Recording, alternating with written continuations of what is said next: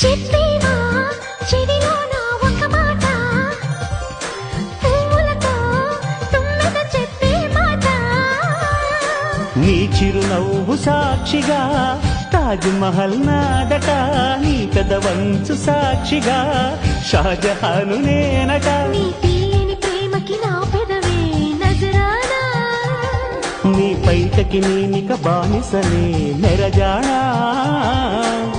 అనంతాల ఆత్మ నీవై చేరుకున్న వేళలో, కోకలు కట్టిన కోయిలా ఓ కమ్మని కౌగిలయ్యవే.